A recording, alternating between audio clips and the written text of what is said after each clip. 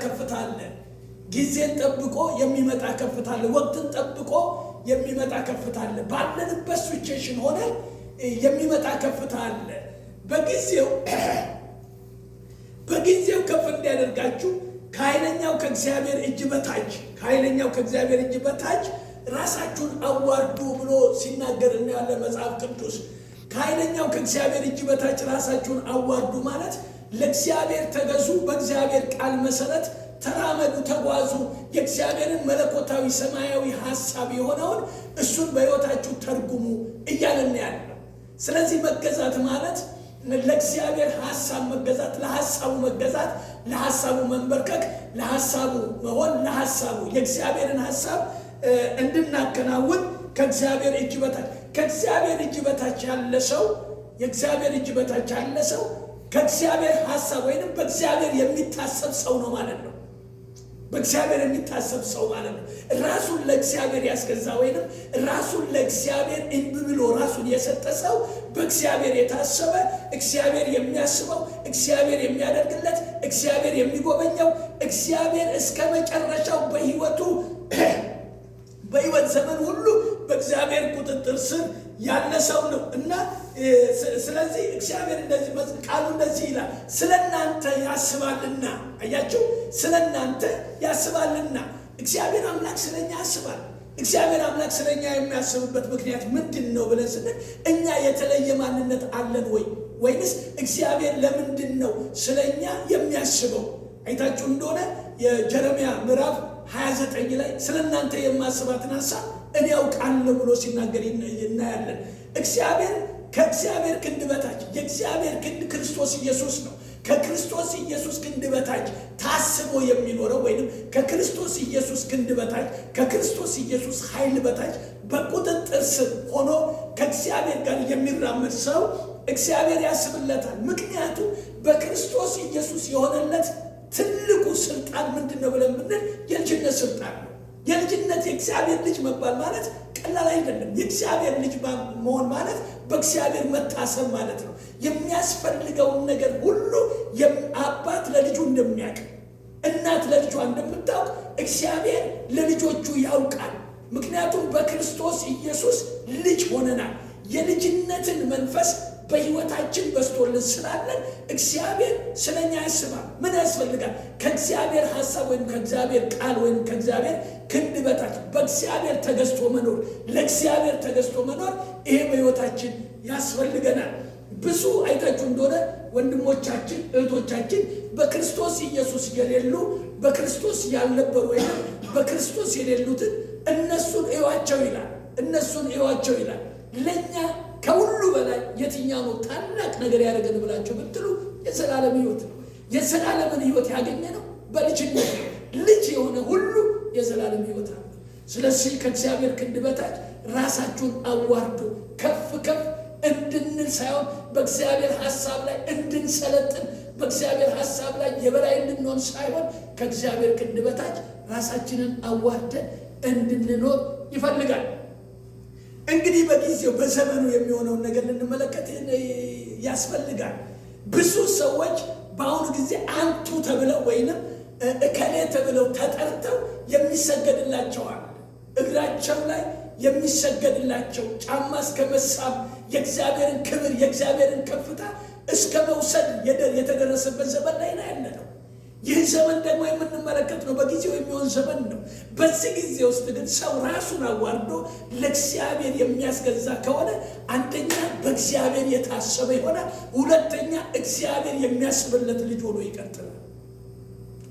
ኢየሱስ ጌታ ነው። ጨምሩና አሜን። አዎ ይሄ ቀላል ነገር አይደለም። ስለዚህ ዲያብሎስን ሉሲፌርን ተመልከቱት። ሉሲፌር ሐሳቡ ምኑን ከእግዚአብሔር በላይ ከደመና በላይ ከእግዚአብሔር ዙፋን በላይ ከፍ ማለት ነው። ለምን? በእግዚአብሔር ታስቦ ነበረ። በእግዚአብሔር ፊት ሞገስን አግኝቶ ነበረ። አስመላኪ ሆኖ ነበረ። ለእግዚአብሔር የአምልኮን ስርዓት አቅራቢ ነበረ። እንደ ንጋት ኮከብ እስኪታይ ድረስ ውበቱ የደመቀ ነበረ። ነገር ግን ማንነቱን ከእግዚአብሔር ማንነት በላይ ከፍ ሊያደርግ ባሰበ ጊዜ ባላሰበበት ያሰበውን እንዳለ እያሰበ ያለ ሰይጣን በሰይጣናዊ ማንነት ከሰማይ ወርዶ ሲወድቅ እናያለን። ኢሳይያስ ላይ እንደ መብረቅ ከሰማይ ሲወድቅ አየሁ ብሎ ሲናገር እንሰማለን። የዲያብሎስ መውደቅና መዋረድ የመላእክትን ስፍራ የያዙ የእግዚአብሔር መልእክተኞች የሆኑት ውርደታቸው ምንድን ነው ብለን ስንል ከእግዚአብሔር ክንድ በታች አልገዛ ያለ ማንነቱ ነው። ከእግዚአብሔር ክንድ በታች አልገዛ ያለ ራሱን ከእግዚአብሔር በላይ ሊያደርግ የፈለገ ተዋርዶ እንደወደቀ እናያለን። ነገር ግን እኛ ከአምላካችን ከእግዚአብሔር ክንድ በታች እነሆ ዝቅ ባለን ጊዜ የእግዚአብሔርን ቃል በፈጸምን ለእግዚአብሔር ሐሳብ በቆምን ጊዜ እግዚአብሔር አምላክ ከሚያደርግልን አንዱ በእግዚአብሔር መታሰብ ይሆንልናል። እግዚአብሔርን ያስበናል። እንደዚህ ይላል፣ የሚያስጨንቃችሁን ሁሉ በእርሱ ላይ ጣሉት ይላል። እንግዲህ የሚያስብልህ ሲኖር በእግዚአብሔር ላይ መጣል ማለት የሚያስብልህ ከሆነ በሚያስብ ሰው ላይ እንደምትጥለው ሁሉ በሚያስበን አባት ላይ ሁሉን ነገር እንድንጥል ይፈልጋል። የሚያስጨንቀን ነገር ከአቅማችን በላይ የሆነ ነገር ነው ወገኖቼ። ሰው ከአቅሙ በላይ ካልሆነ በስተቀር አይጨነቅም። ሰው የሚያስጨንቀው ነገር ከአቅሙ በላይ፣ ከጉልበቱ በላይ፣ ከእውቀቱ በላይ፣ ከአስተሳሰቡ በላይ የሆነ ነገር ሁሉ ለእግዚአብሔር ቀላል ነው። ለእግዚአብሔር የሚከብደው ነገር የለም። ከአቅምሽ በላይ የሆነ ነገር፣ ከአቅማችን በላይ የሆነ ነገር ወደ እግዚአብሔር ይዘን ስንቀርብ እግዚአብሔር ጋር መፍትሄ አለ። የሚያስጨንቃችሁን በሱ ጣሉት ይላል። ስለዚህ ለሚያስጨንቀን ነገር ልንጨነቅ አይገባንም።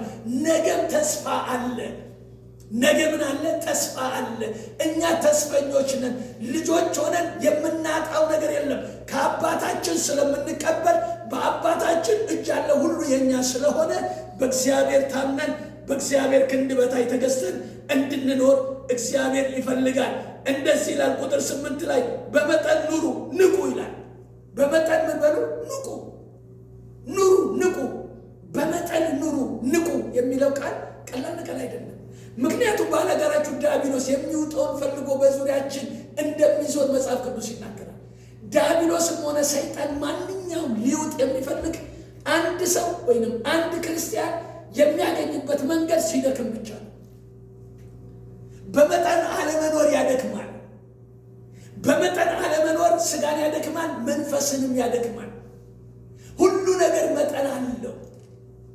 ዲያብሎስ ባላጋራ እንደሆነ ካወቅን በመጠን አለመኖር በሕይወታችን ውስጥ የሚከናወነው ነገር ሁሉ የሚያደክም ነገር ነው። የምናስባቸው ብዙ ሐሳቦች ሊኖሩ ይችላሉ። የምናቅዳቸው ብዙ እቅዶች ሊኖሩ ይችላሉ። ነገር ግን በመጠን መኖር ማለት እግዚአብሔር በሰጠንና እግዚአብሔር ባቀደልን ነገር ነፍሳችንንም ስጋችንን ለመንፈስ ቅዱስ ማረፊያ እያደረግን ነፍሳችንም ለዘላለማዊ ሕይወት ለእግዚአብሔር ሐሳብ ለአብ ቀኝ እያዘጋጀን መኖር ማለት ነው። አንዳንድ ጊዜ ከመጠን በላይ የሚያኖሩን ብዙ ነገሮች አሉ። ከመጠን በላይ የሚያባዝኑን ብዙ ነገሮች አሉ። ከመጠን በላይ ለዲያብሎስ ድካም አድርጎ አሳልፎ የሚሰጡን ብዙ ነገሮች አሉ። ከአቅም በላይ የሆኑ ብዙ ነገሮች አሉ። ብዙ ነገሮች አሉ።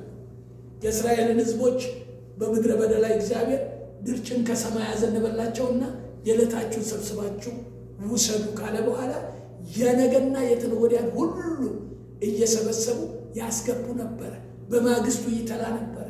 ሰብስበዋል፣ ዋጋ ከፍለዋል፣ ቆፍረዋል፣ አግዘዋል፣ ተሸክመዋል፣ አስገብተዋል። ነገር ግን በማግስቱ ተላ። የተላ በቤት ውስጥ ሽታን ያመጣልና በማግስቱም እንደገና የተላውን ማውጣት ልፋት ነው። የዕለታቸውን ብቻ እንዲጠቀሙ ከነገራቸው በኋላ እግዚአብሔር እነሱ ግን አትርፈው ይወስዱ ነበር። በዕለት የወሰዱት ሰው የሚችለውን ያህል ያቅሙን ያህል የሚበላውን ያህል ነው የሚወስደው። እነሱ ግን አትረፍርፈው ነበር የወሰዱት። ስለዚህ ድካም ማውጣት ማግባት ድካም ሆነባቸው። እግዚአብሔር በዘመናት ሁሉ 40 ዓመት ሙሉ አላጎደለባቸው። ለምን? የተነገራቸው የምርጥ ልጆች ሆነው ስለተመረጡ። አንተና እኔ የምርጥ ልጆች ነንና ከእግዚአብሔር ዘንድ አንዳች ነገር አይጎልብንም። በመጠን መኖር እግዚአብሔር ይርዳል። አንድ ጊዜ ጨምሩና አሜን። አዎ፣ በመጠን መኖር ለዲያብሎስ አቅምና ጉልበትን ማሳጣት ማለት ነው። ለጠላት አልፎ መሰጠት ማለት ነው። ትዳርን አሳልፎ መስጠት ማለት ነው። ፉክክር ሕይወት ውስጥ መግባት ማለት ነው። ወገኖቼ ሰው የሚኖረው ዘላለማዊ 1000 ዓመት አይደለም። 1000 ዓመት አይደለም። ለሚኖረው ዘመን የሚያስፈልገው መጠነኛ ሕይወት ያስፈልገዋል። ብዙዎችን አይተናል። ብዙዎች ተኝተው ከመኝታቸው አልተነሱ። ከድካም የተነሳ ለጠላት አልፈው ተሰጥተዋል። ብዙዎች ከመጠን በላይ የሚኖሩትን ኑሮ ሲመኙ ለጠላት አልፈው ተሰጥተዋል። ክርስቶስ ኢየሱስን ጥለው ባክ አድርገዋል። ከመጠን በላይ ኑሮን ከመፈለግ የተነሳ አባት ተጎሳቁሏል፣ ሚስት ተጎሳቁላለች፣ እናት ተጎሳቁላለች፣ ወንድም ተጎሳቁሏል፣ እህት ተጎሳቁላለች። በመጠን ያለመኖር ህይወት ማለት ለጠላት አልፎ መሰጠት ማለት ነው። ስለዚህ እግዚአብሔር አምላክ ወገኖች በመጠን እንድንኖር እግዚአብሔር ይፈልጋል። የእስራኤል ህዝቦች የሰበሰቡት ድርጭት ሁሉ በማግስቱ ከተላባቸው እንደገናም ደግሞ ሌላ እግዚአብሔር ካዘጋጀላቸው እግዚአብሔር የተስፋ አምላክ በፊታችን እንዳለ ማወቅ አለብን። እስቲ እንደዚህ በሉ፣ ቀኛችሁን አንሱና ጮክ በሉና እግዚአብሔር ተስፋዬ ነው በሉ።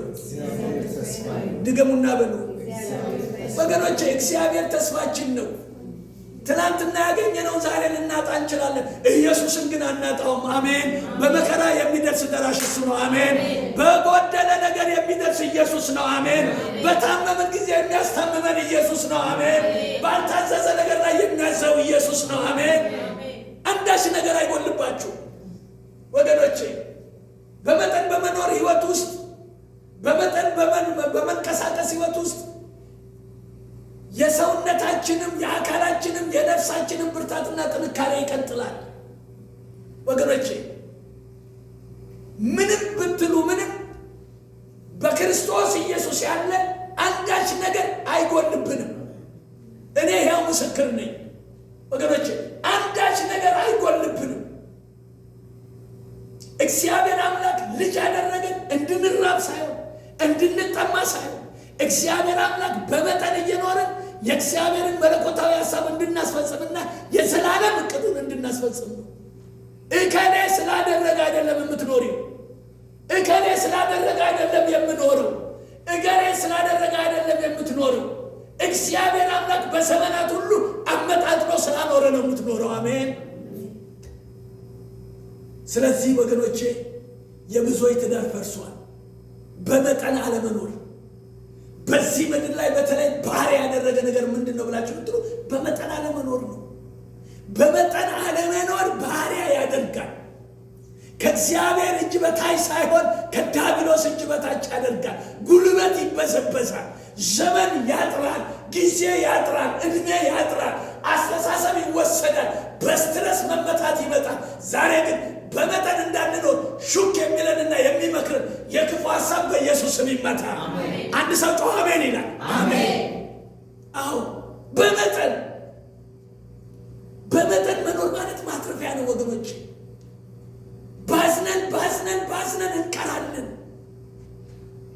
በነዳጅ አይደለም የምንሰራው፣ በደም ነው። አንድ ቀን ጸጥ ይላል እድሜያችን ሳይደርስ። አንድ ቀን ጸጥ እንላለን የእግዚአብሔር ሐሳብ በሙላት በእኛ ሳይፈጸም። አንድ ቀን ጸጥ እንላለን አንድ ነፍስ ለኢየሱስ ሳናድን።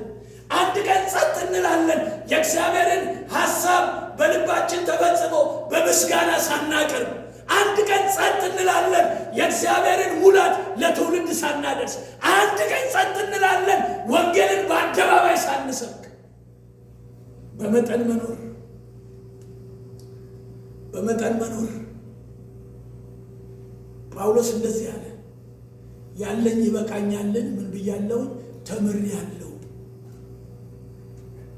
እንዲህ ሳስበው ጳውሎስ ይህንን ሐሳብ ያለበት ባዝኖ ሮጦ በቃ እዛም ቀዳዳው ምኑ ብሎ ያለ ይመስለኛል። ነገር ግን በጌታ ከሆነ በኋላ ያለውን መኖር ሲችል ያለው ነገር እንዴት እንደሚያኖር አስተማረው። እንዴት እንደኖር አስተማረው። ያለ መጠን መኖር ማለት ራስን ነፍስን ማሰቃየት ማለት ነው። ነፍስን ማሰቃየት ማለት ነው። ሲጠፋም ኖረናል እኮ።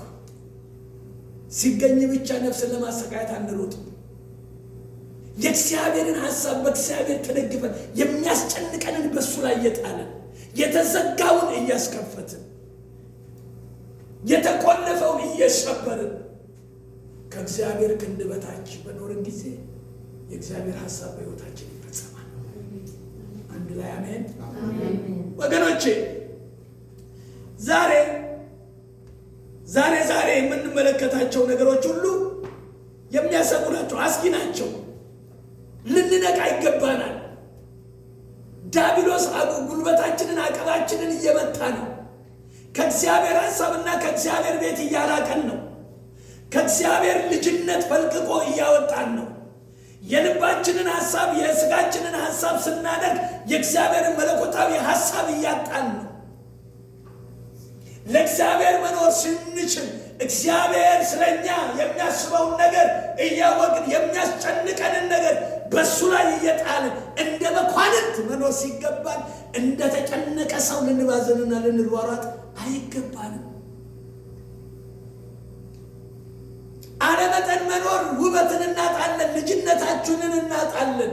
ልጅነታችሁን ታጡታላችሁ። ይሄ መልእክት የሚደርሳችሁ ሰዎች በመጠን በመኖር ሕይወት ውስጥ የእግዚአብሔር ሐሳብ በድንቅና በታምራት በሕይወታችን እንዲፈጸም የማድረግ ብቃት አለ። በመጠን መኖር አባቶቻችን እንደዚህ ይላሉ፣ እንደ ቤቴ እንጂ እንደ ጎረቤት አልኖርም ይላሉ። ወንድሜ ጌታን ተቀብለው ጥሩ ሁኔታ እየሄዱ ነውና በቃ የሚደረገውን ሁሉ ነገር ተጸየፉ። ከተጸየፉ በኋላ አንድ ቀን ስንደዋወል እንዴት ናችሁ? ሰላም ናችሁ ወይ? ሰላም ነን አለ። ምን አዲስ ነገር አለ አልኳቸው። አይ አሁን እግዚአብሔር ረድቶን ገናን የምናከብረው በጎመን ነው አለኝ።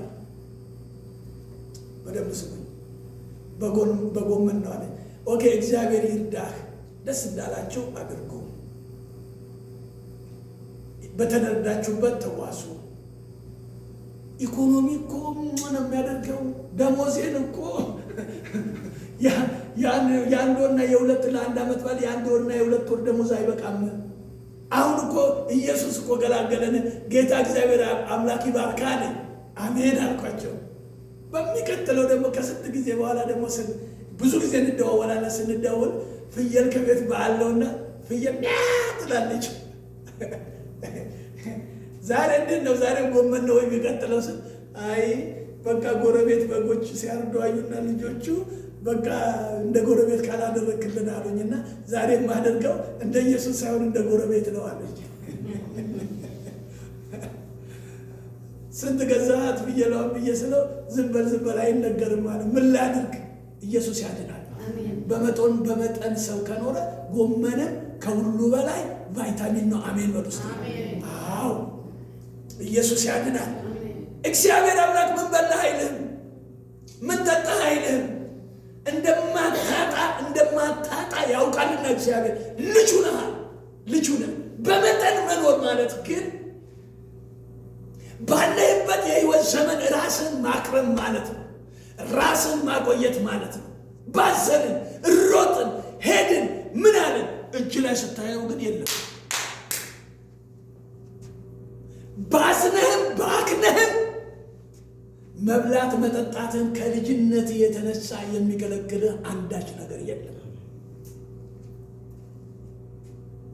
መሮጥ መስራት ጥሩ ነው። ክርስቶስ ኢየሱስን መጡና ጌታ ሆይ ወዴት ነህ አሉት። ኑና እዩ አላቸው። ለወፎች ጎጆ አላቸው፣ ለምድርም ቀበሮ ምን አላቸው? ጉድጓድ አላቸው። የሰው ልጅ ግን ራሱን የሚያስጠጋበት የለም አላቸው። አዩና ማደሪያ እንደሌለው እንዴ ኢየሱስ ሞርጌጅም አልገባም እንዴ እንዴት ነው ይሄ ነገር? ማደሪያም የለም እንዴ ሲሉ ሲያስቡ የቆየ ይመስለኛል።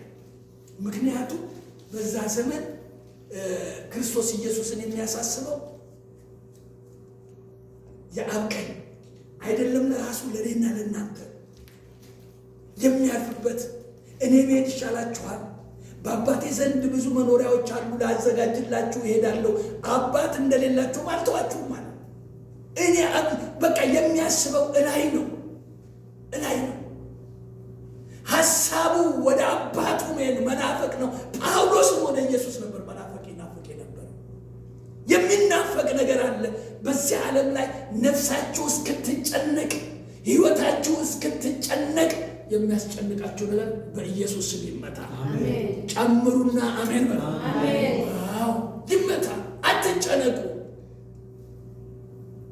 አትጨነቁ። ተባዘነ በዓመታት ሁሉ ለውጥ የለውም። ረጋ እንበል እስቲ። ነፍሳችንን ለጌታ ስጋችንን ደግሞ ለእግዚአብሔር ሥራ እናክርማት፣ እናሰንብታት።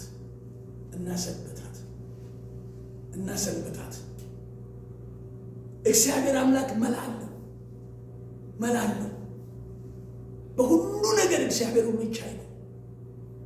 ሁሉን ቻይ ነው። አንዳንድ ሰዎች ታመው ምን ብለው እረፍት ወሰዱ፣ ሞርጌጅ አለብኝ ይላሉ። እሱ ጥሩ ነው። ሞርጌጅ ማለት የራስህ ቁም ማለት ነው። የረጅም ጊዜ ነው እንጂ ቁም ነው። የራስህ ነው አይደል? የራስህ ነው። በጣም እንደው ብልጠት ነው።